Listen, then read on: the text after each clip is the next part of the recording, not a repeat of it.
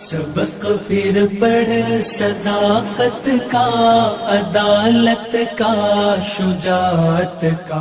ठीक है जी जी, मैं देख लेता हूं कि जो कॉलर पहले नहीं आए हुए, खान साहब एक करके मुझे नजर आ रहे हैं। खान साहब जी जी। जी, अस्सलाम वालेकुम। वालेकुम वालेकुम सलाम। जी, वालेकुम सलाम जनाब। जी मेरा सवाल खैसर साहब से है। हुक्म ये जनाब। जी खैसर साहब, आप क्योंकि ये नहीं मानते कि साइंस के ज़रिए इस्लाम को प्रूव किया जा सकता, तो अगर कोई पूछे कि आप इस्लाम को सच्चा कैसा प्रूव करेंगे, तो आप उल्टा उन्हीं पे बर्डन ऑफ प्रूफ डाल रहे हैं कि आप उस जैसी आयत लेके आओ। अगर मैं नहीं ला सकते तो ये मानो कि इस्लाम सच्चा है। तो और ये मानो कि अगर मतलब पहाड़ में से बहुत सारे मतलब नबियों की स्टोरीज है कि कैमल पहाड़ में से मतलब पत्थर में से निकल आया और नाइल नदी को दो टुकड़े का, ये मिरेकल्स है। मतलब आप इस्लाम को प्रूव करना आमिर भाई छोड़ जरा के इनको ले लें, किसी को अगर आप ठीक है जगह बना। जी ठीक है, मैं बनाता हूँ। ओके जी। ठीक। उल्टा बर्डन ऑफ प्रूफ फिर मतलब जो जो सवाल पूछ रहा है उस पे डाल रहे। मतलब ऐसा क्यों आप बिना साइंस के? और क्योंकि मैंने सचवाला साहब की डिबेट देखी थी मुफ्ती साहब से, आपने साइंस को इस्तेमाल नहीं किया था लेकिन मैथमेटिक्स को इस्तेमाल किया था, उसके प्रूव करने की कोशिश की थी। मतलब एक सब्जेक्ट रिजेक्ट कर रहे क्योंकि इट इज नॉट मतलब फिजिबल नहीं है, लेकिन दूसरा सब्जेक्ट इस्तेमाल करके इस्लाम को प्रूव करने की कोशिश कर रहे, तो ये क्या रैशनली सही है? और मेरा ये सवाल है कि स्वांटे पाबो को नोबेल प्राइज मिला है क्या इसकी वजह से? एक क्या एक कर ले भाई, रुक जाए। हाँ भाई जी, कसर भाई जी। चलिए अब वादा इन्होंने कर दिया तो चलिए अब फिर बात हो जाए कि नहीं, सवाल आ गया था तो। अच्छा, क्या हुआ, नोबेल प्राइज को मिला जी? नहीं मतलब मैं मुसलमान हूँ, मैं मानता हूँ। मेरा सवाल है कि स्वांटे पाबो को नोबेल प्राइज ये निएंडरथाल स्पीशीज के डीएनए को डिस्कवर करने को मिला था, तो कैसे क्या एवोल्यूशन सही प्रूफ होता? नहीं होता। कैसे होता है? यहीं से स्टार्ट कर लेते हैं। वो कल भी यही सवाल मुझसे किया था कि उसको एक क्लास में, तो मैंने कहा कि नोबेल प्राइज तो मलाला को भी मिला हुआ है, इससे क्या प्रूव होता है दुनिया में, और अमन के लिए मिला हुआ है, और देखिए, तो और बराक ओबामा को भी मिला हुआ है।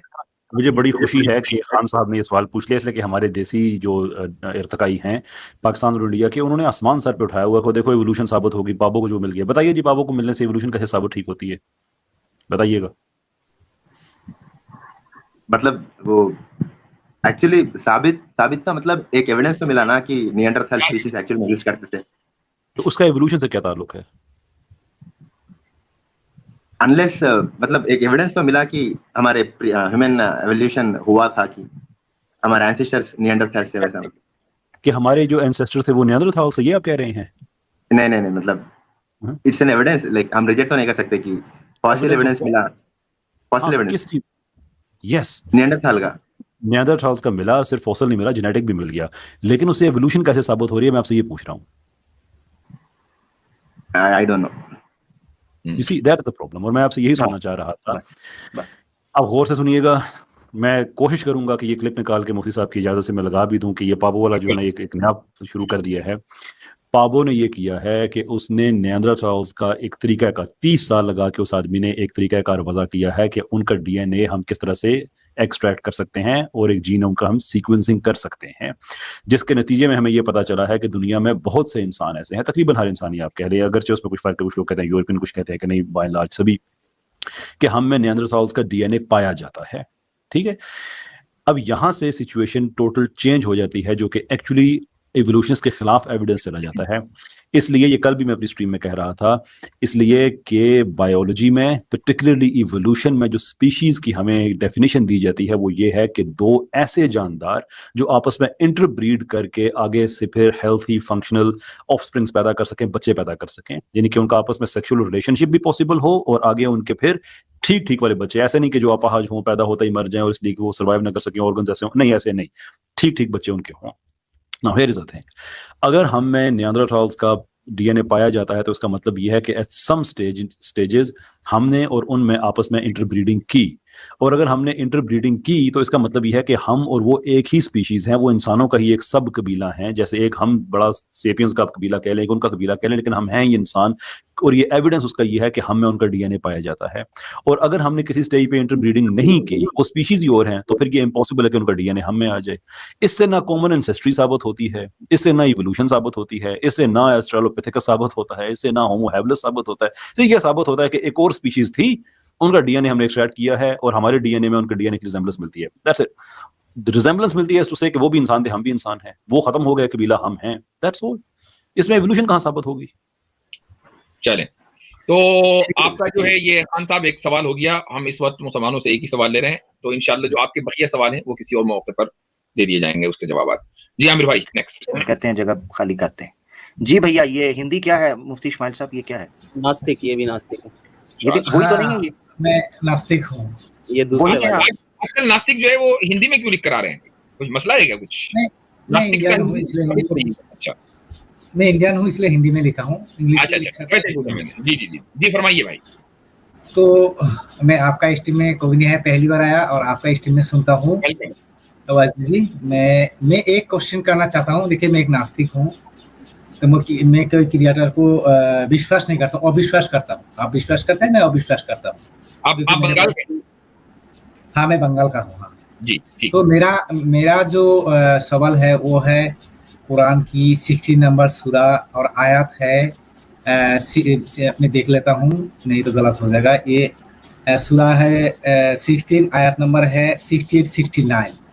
उसमें थोड़ा क्या कह रहा है उसको थोड़ा आप बताइएगा। तो आयत नंबर 69, हाँ 68 69 और सूरा 69 मतलब बताइए इसमें क्या है। औज़ु बिल्लाहि मिनश शैतानिर रजीम व औहा रब्बुका इलन नहली अनित्तखिज़ी मिनल जिबाली बुयूता व मिनश शजरी व मिम्मा यअरिशून सुम्मा कुली मिन कुल्लिस समराति फस्लुकी सुबुल रब्बिक सुलुलन यखरुजु मिन बुतूनिहा शराबुन मुख्तलिफुन अलवानुहु फीही शिफाउन लिन्नास इन्न फी ज़ालिका लआयतन लिकौमिन यतफक्करून। जी मसला ये कौन सी सूरत बताइए जो लिखा पूरे नहल आया 69 68। हाँ, इसमें जो लिखा है, तुम्हारे रब ने मधुमक्खियों को आज्ञा दी कि पहाड़ों की गुफा में वृक्षों और ऊंचाई चावलों में घर बनाए, फिर सब प्रकार के फल खाओ। तो अल्लाह ने मधुमक्खियों को क्यों कहा सब प्रकार की फल खाओ? ये मेरा क्वेश्चन था। जी आप समझे? मैं और बताऊं? यानी क्यों कहा क्वेश्चन नहीं हो सकता, क्या इसमें कोई प्रॉब्लम है क्या, ये बताएं आप। इसमें कोई प्रॉब्लम यही है कि मधुमक्खी फल नहीं खाते हैं, वो फूल में बैठते हैं और फूल का जो शीश है वो लेके वो मधु बनाते हैं। लेकिन यहाँ कह रहा है कि फल खाओ, लेकिन मधुमक्खी फल खाते नहीं है। अल्लाह क्यों कहा फल खाओ? क्योंकि मधुमक्खी फूल में बैठता है। क्वेश्चन मेरा यही है हुजूर, और कुछ नहीं। ठीक है जी मुफ्ती साहब, मैं बोलना चाहूंगा उसकी वजह ये है कि मधुमक्खी फूल भी खाती है, और ये मुझे इसलिए मालूम है क्योंकि मैं शहद का बिजनेस करता हूँ। लो भाई, लो ये हो गया काम। क्या बात। फल भी खाती है? फल जी इसकी तफसील आपको आसानी से मिल जाएगी। फल खाते हैं, आप भी मानते हैं मधुमक्खी फल खाते हैं? अरे शहद के ट्रेडर बैठे हुए हैं, रस वहां से लेते हैं। तो वो आप ये कोई बड़ा मसला ही नहीं, आप गूगल पे डाल लेना कि मधुमक्खी फल किस तरह खाती है, आपको सारी डिटेल्स आ जाएंगी।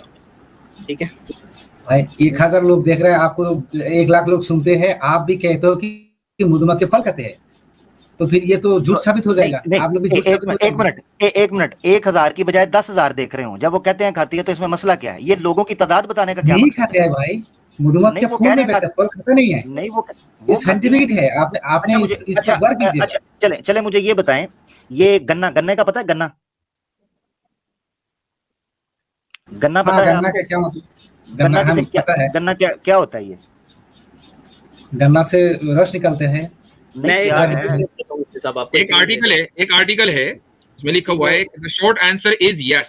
वही वाला जी, honey bees especially in a nectar dearth find ripe fruit very much to their liking. और दूसरी चीज ये भी कुरान का एजाज है, इसको नोट करके जाइएगा। जी जबरदस्त। लो जी, आप कह रहे हैं 1000 लोग, वो साइंसदान भी पागल थे, वो कह रहे हैं। ठीक है। मैं कौसर भाई से थोड़ा पूछूंगा। कौसर भाई को लगता है थोड़ा जानकारी। एक मिनट पहले ये आप मान लें कि आपका ये डाउट हल हो गया। नहीं, मधुमक्खी तो फल नहीं खाते हैं, यही तो मेरा क्वेश्चन है। लेकिन वह तो अल्लाह ने कहा फल खाओ। आपको दिखा भी दिया है, एक आदमी जिसका अपना तजुर्बा है वो भी बता रहा है, और दूसरे ये कि जो साइंटिस्ट कह रहे हैं वो भी बता दिया। यानी आप गूगल पे खुद सर्च करेंगे तो आपको सबसे ऊपर मिल जाएगा। ठीक है, सबसे ऊपर खुद ही मिल जाएगा अगर आप गूगल के ऊपर। एक सेकंड कौसर भाई का आंसर लेना चाहता हूं। कौसर भाई, आप थोड़ा मुझे नहीं, नास्तिक भाई आपके मुताबिक नहीं ना चलना। जवाब मिल गया आपको, ये स्ट्रीम हो रही है, आपने जवाब अब आपके मुताबिक क्या कैसर भाई, आप मोहल्ले वालों से भी सबसे पूछेंगे, आप जवाब मिल गया आपको, कहानी खत्म। आप सर्च कर लीजिए। तो नहीं मिला। नहीं, फलां भी दे, फलां भी दे, फलां भी दे, मधुमक्खी तो फलां से फल नहीं हर खाता बच्चा है जवाब भाई। दे। आपने नहीं किस खाता तरह ना, से आपको दे बोल दिया कि देंगे, मधुमक्खी आपको फल खाते हैं, दे दिया ना। ये तो हैरान करने वाला बात है, क्योंकि मधुमक्खी बच्चों को एक बुरा मैसेज जा रहा है। दादा लो भाई। मेरी बात लीजिए, मैं ये कह रहा हूँ कि आपने जो कहा कि मधुमक्खी फल नहीं खाती है, इसको आप साबित कीजिए। हमने तो आर्टिकल का हवाला दे दिया, अब आप साबित करें ना कि नहीं खाती है। अब आर्टिकल भी हमने दिखाया आपको, आप मुफ्ती साहब से कहूंगा, मैं लिंक भी शेयर कर दे रहा हूँ, उसको भी आप एक बार शो कर दें तो इनको देखिए मैं अभी आपको एक चीज दिखा रहा हूँ। जी। तो ये मान नहीं रही, आर्टिकल वार्टिकल वाले आदमी नहीं है ये। हाँ, ये बस ऐसे ही फलां भी बता दे, फलां भी बता दे। देखें मैं दिखाता हूँ ये चीज, ये आपके सामने आ गया है जनाबे वाला। देखें, मैंने डाला हनी बी ईटिंग फ्रूट। अब ये देखें भाई, ये देखें भाई, इमेजेस देखें आप, देखे जरा, ये आंखें खोले नास्तिक, आंखें खोले। अब बताओ भाई, अब ये तो ये किसने लिखा है हुजूर, ये किसने लिखा है? मैंने अभी डाली सारी इमेजेस एकदम, अभी सारे फोटो खींचे मैंने और अभी अपलोड किए हैं। ये मोहम्मद बिन कासिम, ये मोहम्मद बिन कासिम ने डाला है जी। आगे बताएं। चलिए ठीक है, मुझे पता चल गया कि मैं भारत में रहता हूँ। अगर वो बहुत शुक्रिया, बस ये मैं मादरत चाहता हूँ मुफ्ती साहब, ये लेक्चर वाला चक्कर नहीं, जब जवाब मिल जाए ना तो फिर आए बाएं शाही नहीं, वो फिर शरुल बरिया के अंदर आते हैं मादरत के साथ। जी। अच्छा, एक और चीज नुक्ता मैं हजरत यहाँ पर बयान करना चाहता हूँ। ये फल खाने से मुराद ये समझ रहे हैं कि मक्खी जो है वो अपने जो है ना वो सोफे पे बैठी हो और सेब कट के पीसीज में आए और आम तो वो ऐसे खा रही हो, तो ये कुरान ये कह रहा है। ठीक है, यानी इनकी अकलों का आलम ये है कि बच्चे तो हैरान हो जाएंगे, बच्चे परेशान हो जाएंगे। तस्वीरें पड़ी हुई हैं गूगल के ऊपर, नंबर 1। नंबर 2, यहाँ पर मिन कुल्ल समरात के अल्फाज आए हैं, मिन कुल्ल समरात। तो मिन जो है इसके मल्टीपल मीनिंग्स होते हैं अरबिक में, हजरात तस्दीक कर दें। उससे मुराद पूरी जी बता, वो तबईज के लिए भी आता है किसी चीज के, इससे मुराद होता है कि किसी चीज का बाज हिस्सा, मुकम्मल नहीं, ठीक है, कंप्लीट नहीं, एक दो बाइट भी। जी बिल्कुल। मिसाल समझ रहे हैं कि पूरा सेब जो है वो गुड़प कर जाएगी मक्खी, तो ये अगर समझ रहे हैं तो ये कुरान नहीं कह रहा है। एग्जैक्टली। अच्छा, कुरान में एक और जगह पर ये अगर मक्खी की बात करें ना, मधुमक्खी, तो फिर एक मिशन होता है ना उसका कि वो शहद बनाती है, उससे अल्लाह ने सारा बयान किया हो। तो साइंटिफिक लेवल पर एक कुरान का ऐसा एजाज है कि 1400 साल पहले किसी ने मधुमक्खी को इस डिटेल में समझा भी नहीं होगा जिस तरह कुरान एक्सप्लेन किया। खैर, आप जो साधारण मक्खी होती है, जो ये जो घरों में उड़ती है, जिसे फ्लाई कहते हैं, नॉर्मल फ्लाई जिसे कहते हैं, इसके बारे में कुरान में आया है कि वो ये बुतों के आगे जो तुम चढ़ावे चढ़ाते हो ना, ये उन तुम्हारे खाने में से कुछ उचक के ले जाए, तुम उसको नहीं पकड़ सकते। इसका मतलब है वो खाना भी खाती है। तो जब एक साधारण मक्खी खाना खा सकती है तो मधुमक्खी फ्रूट क्यों नहीं खा सकती? डर लगता है उसे, या उसे बदहजमी हो जाती है जी। बहुत शुक्रिया जी। आगे बढ़ते हैं, हमारे साथ कूल डीप साहब हमारे साथ।